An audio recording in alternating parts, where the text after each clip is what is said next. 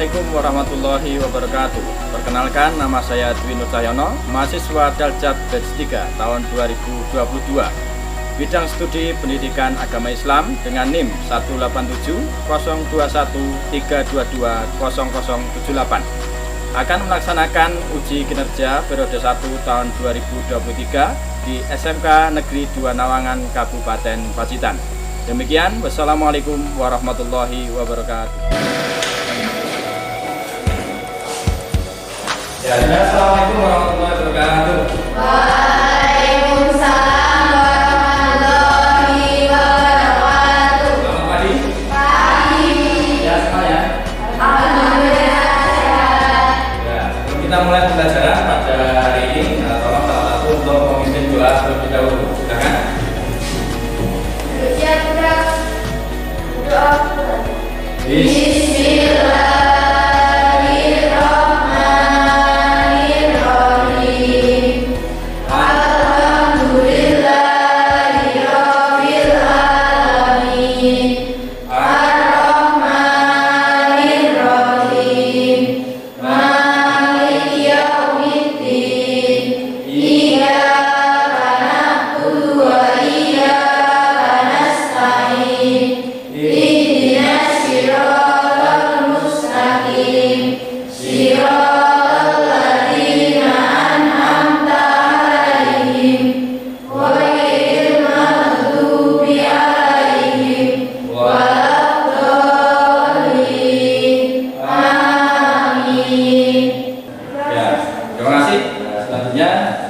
Menyanyikan Indonesia Raya, semuanya harap berdiri. Sekaligus dicek lagunya atau jibabnya orang, silakan dirapikan. Ijen, silakan.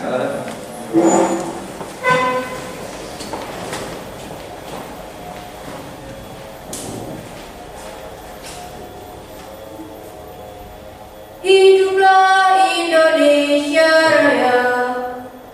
Indonesia tanah airku, tanah tumpah darahku. Di sanalah aku berdiri, jadi pandu ibuku. Indonesia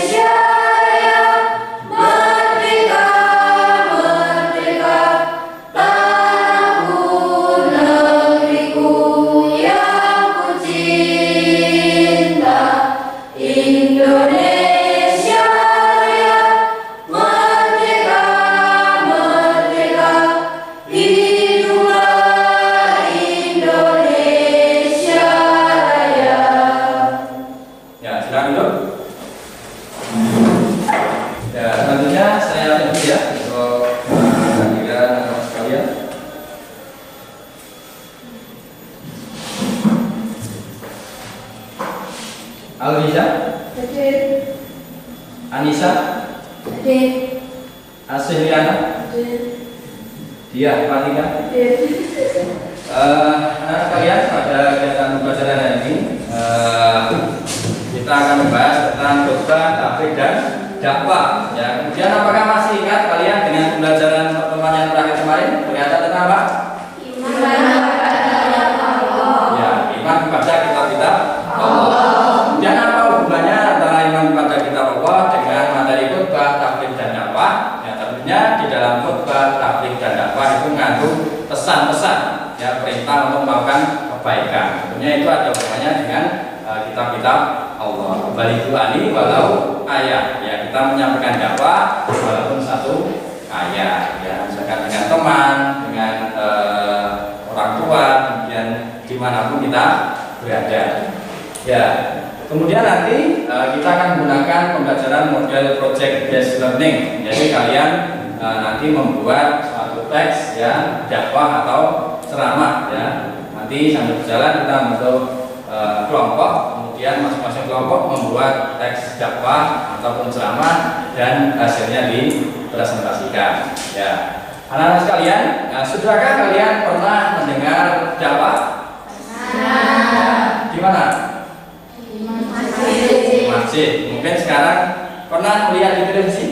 Televisi. Kan sekarang sudah banyak ya ceramah-ceramah di televisi, kemudian di Instagram, di TikTok, di YouTube dan lain sebagainya. Jadi media sosial silakan digunakan untuk kebaikan, ya, untuk kebaikan dalam meningkatkan iman dan takwa. Ya. Dan hari ini kita akan masuki tentang materi khotbah, tabligh dan dakwah. Ya, silakan dibuka bukunya terkait materi khotbah, tabligh dan dakwah. Kemudian tujuan dari pembelajaran pada hari ini yaitu siswa diharapkan memahami pelaksanaan khotbah, tabligh dan dakwah. Kemudian memahami dalil tentang perintah khotbah, tabligh dan dakwah, memahami ketentuan khotbah, tabligh dan dakwah. Ya, yang terpenting adalah kita bukan hanya memahami, tapi juga mengamalkan dalam kehidupan sehari-hari semampu kita masing-masing. Ya, sudahkah kalian tahu, ya, pengertian dari khotbah? Mungkin ada yang tahu, silakan. Pengertian dari khotbah. Ya, Cak. Khotbah adalah menyampaikan pesan dengan takwa sesuai perintah Allah Subhanahu wa taala. Ya. Jadi mungkin kalau yang perempuan jarang mengikuti khotbah, kecuali kalau laki-laki kan setiap Jumat mengikuti khotbah sholat Jumat. Nah, selain khotbah Jumat, adakah khotbah yang lain yang sudah kalian ketahui? Apa? Idul Fitri dan Idul Adha.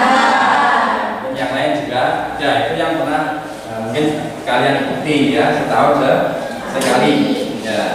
Ya, tadi sudah dijelaskan dalam pengertian khotbah, yaitu berbahasa adalah berbicara atau ceramah atau nasihat atau berpidato. Kemudian kalau menurut istilah, khotbah adalah berpidato di atas mimbar sebagai syarat dan rukun dengan tujuan mengajak pendengar untuk meningkatkan ketakwaan kepada Allah. Kalau berkhotbah, ya, kemudian selain khotbah ada juga tentang tabligh, ya. Tabligh yaitu menyampaikan, jadi menyampaikan. Kemudian beristilah kegiatan menyampaikan pesan agama Islam melalui momen tertentu dengan tujuan agar umat Islam mengikuti perintah Allah. Nah, kalau tabligh itu bisa dilaksanakan di masjid atau di lapangan terbuka. Ya, nanti ada di belakang perbedaan antara khotbah dengan dakwah. Ada perbedaannya, juga ada persamaan di antara keduanya. Kemudian yang ketiga, ya, khotbah, tabligh dan dakwah. Dakwah itu mengajak, ya, mengajak, bukan mengejek. Jadi kalau dakwah itu mengajak bukan mengejek, merangkul bukan memukul. Ya, itu. Jadi prinsip dakwah dalam Islam adalah rahmatan lil alamin. Jadi mengajak dengan kasih sayang. Ya, tidak boleh mencaci, menghujat, tapi harus disampaikan dengan penuh kasih sayang. Kemudian menurut istilah dakwah adalah suatu upaya untuk mengajak orang lain ke jalan yang benar sesuai Al-Quran dan hadis untuk mencapai kebahagiaan dunia dan akhirat. Ya, kira-kira kalian sebagai seorang siswa bisa apa tidak berjawab? Ya, contohnya apa? Mengajak teman? Ya, misalkan waktunya sholat duhur, sholat duha, kita ajak, ayo sholat duhur, ayo sholat Jumat, atau sholat duhur, itu juga bisa termasuk dakwah. Dan sekarang kalian ini zamannya adalah milenial ya. Milenial, kalian bisa mengakses dakwah melalui tadi ya, melalui TikTok, melalui YouTube, melalui Instagram, yaitu bisa kalian gunakan untuk menambah keimanan dan ketakwaan. Jadi gunakan medsos itu untuk kebaikan bukan keburukan. Yaitu kemudian nanti kita akan membentuk kelompok ya sesuai pembelajaran pada hari ini, yaitu menggunakan model project based learning. Kalian karena ini perempuan semua membuat teks dakwah ya, teks dakwah, kemudian nanti dipraktekkan dari masing-masing kelompok ya. Nah, sebelum kita nanti membentuk kelompok dan berdiskusi ya, saya ada video materi pembelajaran tentang khotbah, tabligh dan dakwah ya, silahkan disimak, dicermati ya sebagai bahan referensi anak-anak sekalian.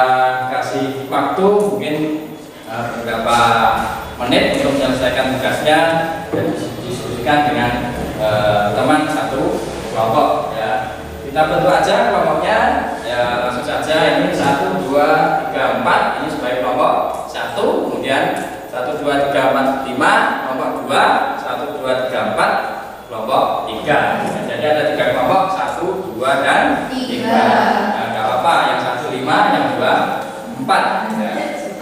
Tuh kemudian ini saya bagikan untuk LKPD nanti untuk membuat teks dakwahnya dari masing-masing kelompok kan. Nah,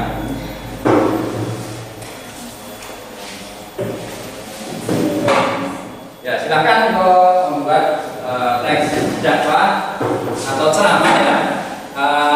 Temanya bebas, jadi materinya bebas, mungkin kalau dibaca sekitar 3 sampai 5 menit ya, kalau dipraktekkan nanti. Kemudian waktunya saya kasih waktu beberapa menit untuk diselesaikan. Ya, silakan untuk diskusi dengan temannya satu kelompok.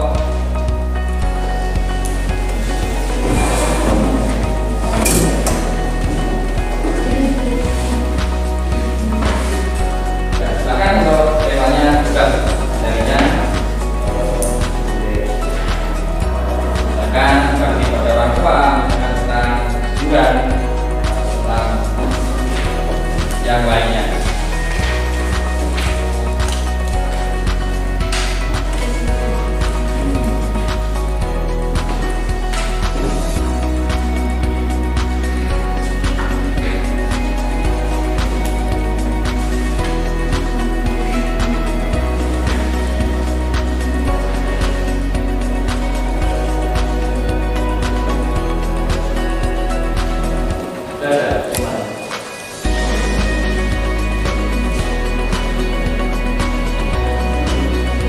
Boleh mengerjakannya ditulis.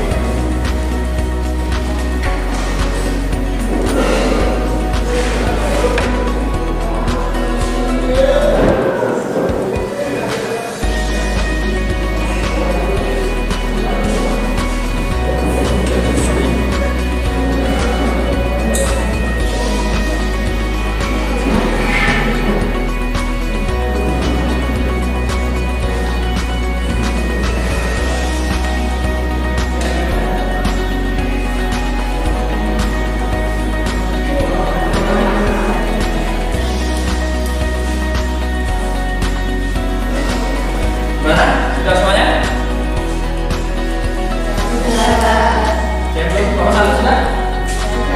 Nomor 2? Nomor 3? Sudah. Nah, berarti sudah siap ya untuk ke depan? Ya. Ya, silakan kita mulai dari kelompok 1. nomor 1. Silakan ke depan untuk bacakan hasil dari teks dakwahnya. Assalamualaikum warahmatullahi wabarakatuh. Waalaikumsalam warahmatullahi wabarakatuh. Saya di sini akan membacakan hasil diskusi kelompok 1 dalam membuat dakwah dengan tema bersyukur. Assalamualaikum warahmatullahi wabarakatuh. Waalaikumsalam warahmatullahi wabarakatuh. Alhamdulillahirabbil alamin wassalatu wassalamu ala asyrofil mursalin wa ala washabihi ajmain amma ba'du. Alhamdulillah, segala puji bagi Allah yang telah memberikan kesempatan kepada kita untuk bertemu dalam keadaan sehat walafiat tanpa kurang suatu apapun. Yang saya hormati Bapak Dwi dan teman-teman yang dirahmati Allah Subhanahu wa taala. Mari kita panjatkan puja dan puji syukur atas kehadirat Allah Subhanahu wa taala karena telah memberi karunia nikmat kehadirat Allah Subhanahu wa taala serta kesempatan untuk kita semua sehingga dapat berkumpul di tempat ini. Pada kesempatan kali ini saya ucapkan terima kasih atas kesempatan yang telah diberikan kepada saya sehingga bisa menyampaikan dakwah kepada teman-teman. Saya akan menyampaikan sedikit dakwah tentang bersyukur. Manusia adalah makhluk yang mulia dan dibekali berbagai sarana untuk bersaing dengan makhluk lainnya. Sarana paling berharga yang dimiliki manusia yaitu akal dan pikiran. Oleh sebab itu, sebagai manusia dan hamba yang taat, wajib bersyukur kepada Allah karena telah memberikan akal kepada kita semua. Sebagai hamba yang beriman, kita semua bisa bersyukur melalui 3 hal, yaitu lisan, hati, anggota badan lainnya. Artinya saat seseorang bersyukur kepada Allah, maka ia harus mengakui kenikmatan terhadap tersebut melalui hatinya, kemudian melalui lisannya dengan mengucapkan alhamdulillah dan diikuti dengan anggota badan yang bergerak lebih taat kepadanya. Perintah bersyukur dijelaskan dalam Al-Quran pada surat Al-Baqarah ayat 152. Artinya, maka ingatlah kepadaku, aku pun akan ingat kepadamu, dan bersyukurlah kepadaku dan janganlah kamu ingkar kepadaku. Bersyukur merupakan perbuatan yang menempati kedudukan paling tinggi di antara sifat terpuji lainnya. Bahkan menempatkan syukur pada kedudukan yang lebih tinggi di atas sabar, zuhud dan sifat lainnya. Teman-teman yang terhormat, marilah kita bersyukur atas nikmat yang telah Allah berikan. Semoga Allah selalu memberikan hidayah kepada kita semua sehingga bisa menjadi hamba yang pandai bersyukur. Demikianlah pesan yang saya sampaikan. Wabillahi taufiq wal hidayah. Wassalamualaikum warahmatullahi wabarakatuh. Waalaikumsalam warahmatullahi wabarakatuh. Ya, beri tepuk tangan dari ya, sudah cukup bagus ya. Jadi yang terpenting yaitu mengingatkan untuk diri sendiri dan mengajak orang lain. Dan kemudian nomor 2 silakan teman-teman.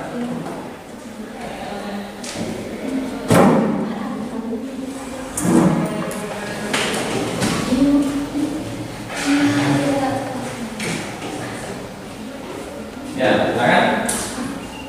Sebelumnya, Assalamualaikum warahmatullahi wabarakatuh. Waalaikumsalam warahmatullahi wabarakatuh. Saya Zainab Fitrasita, perwakilan dari kelompok 2, ingin menyampaikan tentang dakwah yang dengan bertema menuntut ilmu. Assalamualaikum warahmatullahi wabarakatuh. Waalaikumsalam warahmatullahi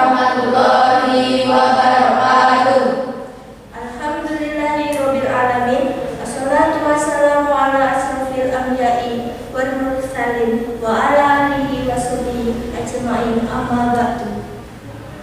Pertama-tama, marilah kita panjatkan puja dan puji syukur kehadirat Allah Subhanahu wa Ta'ala yang telah memberikan nikmat dan hidayahnya kepada kita semua, sehingga kita bisa berkumpul di ruangan ini dengan keadaan sehat walafiat di bawah lindungannya.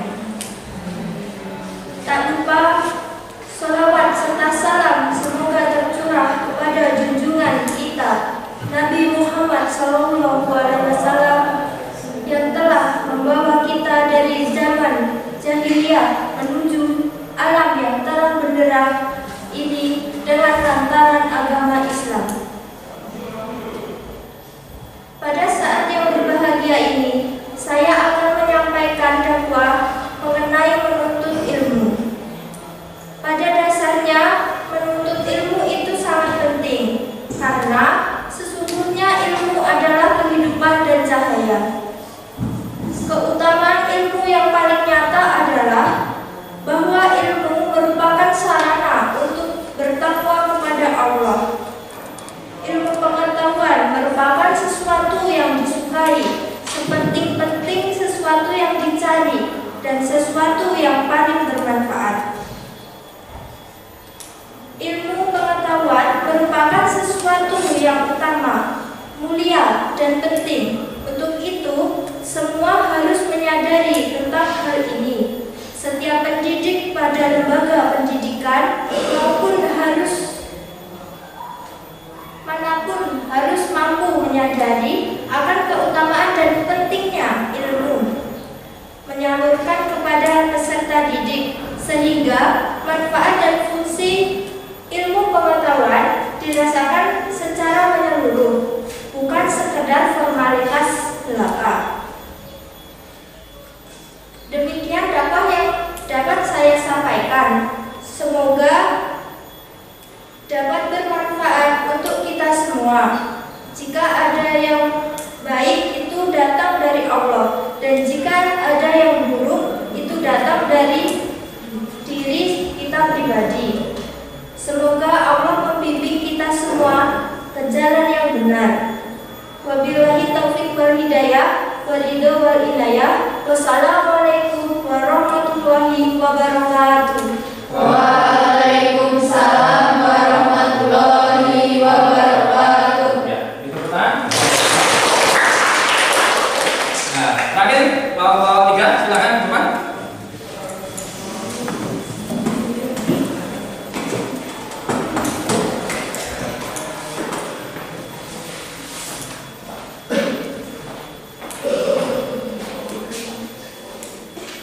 Sebelumnya, Assalamualaikum warahmatullahi wabarakatuh.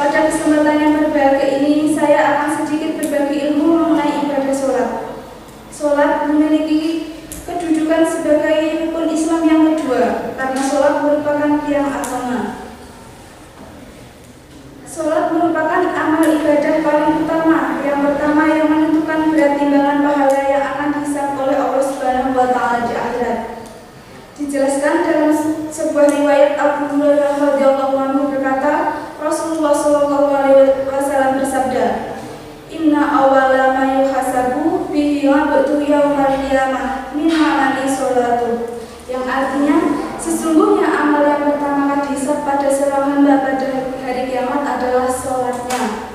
Hadis riwayat Imam Bukhari dan Imam Muslim. Sholat juga merupakan salah satu sarana komunikasi untuk memelihara kedekatan hubungan antara manusia dengan Allah. Lebih dari itu, sholat merupakan salah satu bukti seorang beriman dan tunduk terhadap perintah Allah.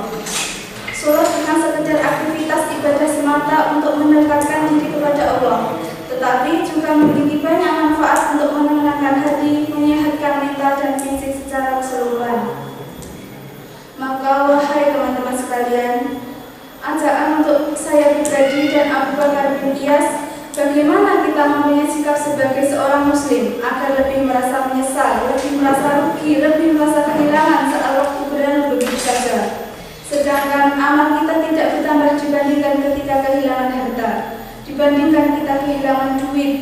Kita harus lebih menyesal saat waktu kita habis percuma dengan media sosial yang terkadang tidak begitu bermanfaat. Itu saja yang bisa saya sampaikan. Semoga pesan ini bermanfaat untuk saya pribadi dan teman-teman sekalian. Akhirnya, wabillahi taufiq wal hidayah wal inayah. Wassalamualaikum warahmatullahi wabarakatuh. Waalaikumsalam warahmatullahi wabarakatuh.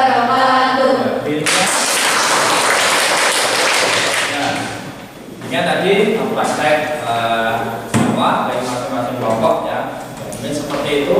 Jadi contoh salah satu dakwah, tapi tadi di depan saya sampaikan bahwasanya kita dakwah bisa kita lakukan dengan cara yang sekecil apapun, mengajak temannya untuk bersedekah, kemudian mengajak sholat, mengajak sholat duha, sholat duhur dan lain sebagainya. Nah, itu sebagai seorang siswa ya kita sebenarnya mampu untuk berdakwah sesuai dengan kemampuan.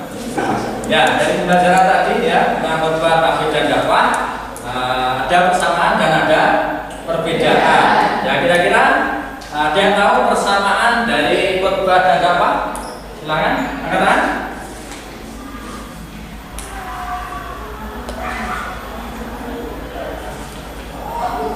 Persamaannya, ya, silakan. Persamaan dari tabligh, dakwah dan khotbah adalah sama-sama menyampaikan ajaran tentang Islam Ya. dan mengajak kebaikan. Mengajak kebaikan, amar ma'ruf nahi munkar. Ya, di tepuk tangan. Kemudian ada persamaan dan juga ada perbedaan. Ya, kira-kira apa perbedaan dari khotbah dan tabligh atau dakwah? Silakan. Ya. Khutbah dilakukan oleh laki-laki, tabligh dilakukan oleh laki-laki atau perempuan. Terus? Khutbah terikat rukun, tabligh tidak terikat oleh rukun. Ya, itu tadi ya ada persamaan dan ada perbedaan. Jadi kalau khutbah itu ada terikat oleh rukun, nah, tapi kalau dakwah tidak terikat. Kemudian yang berkhutbah adalah laki-laki. Kalau dakwah boleh laki-laki dan perempuan. Ya. Terima kasih anak-anak untuk materi hari ini ya. Kemudian praktek khutbah atau dakwah sudah kalian laksanakan. Kemudian untuk pertemuan yang akan datang kita akan membahas tentang iman kepada Rasul ya. Iman kepada Rasul. Kemudian untuk tugasnya di rumah ya silakan dikerjakan LKPD-nya tadi yang sudah saya bagikan. Di situ ada pilihan ganda dan IC, itu dikerjakan per individu, kemudian dikumpulkan minggu depan. Ya, itu bagaimana anak-anak untuk pembelajaran hari ini? Apakah memuaskan? Ya, agar semangat kita tepuk semangat terlebih dahulu ya. Tepuk semangat. Semangat.